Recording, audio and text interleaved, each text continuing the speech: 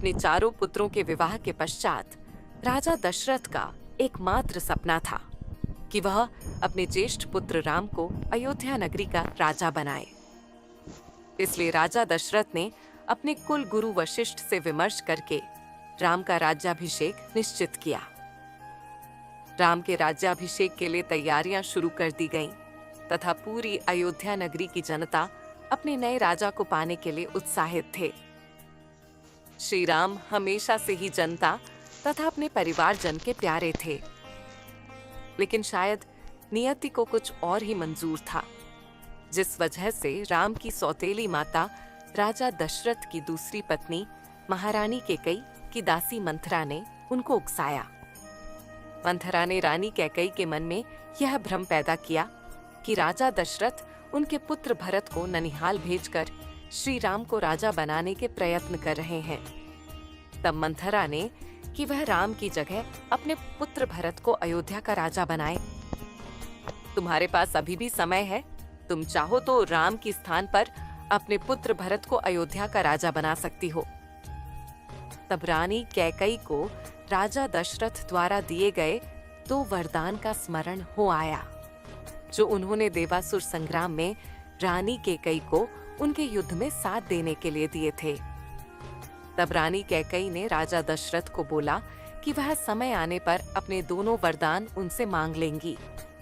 तब रानी कैकेयी ने मंथरा के कुविचारों से भ्रमित होकर राजा दशरथ से अपने दोनों वर मांगती है, जिसमें वह पहले वरदान में यह मांगती है कि राम को 14 वर्ष का वनवास दिया जाए, जिसमें राम 14 बरस तक वन में रहेगा और राज्य की किसी भी वस्तु का उपयोग नहीं कर सकेगा। दूसरे वचन में रानी कैकेयी राजा दशरथ से अपने पुत्र भरत को अयोध्या का राजा बनाने की मांग करती है। रानी कैकेयी के यह दोनों वचन सुनकर राजा दशरथ को सदमा लगता है और वह बेजुबान हो जाते हैं।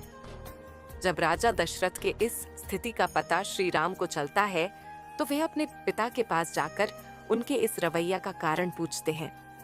उस समय राजा दशरथ रानी कैकेयी के भवन में ही होते हैं। बहुत देर तक जब राजा दशरथ कुछ बोल नहीं पाते, तब रानी कैकेयी ही श्री राम को अपने दोनों वचनों के बारे में बताती है। रानी कैकेयी के दोनों वचन सुनकर श्री राम सहर्ष उनके दोनों वचनों को स्वीकार करते हैं। अगले ही दिन जब राम के वनवास की खबर नगर में फैलती है तो पूरे नगर में बगावत जैसे स्वर फूटने लगते हैं। देवी सीता अपने पति श्री राम के साथ वनवास पर जाने का निश्चय करती है।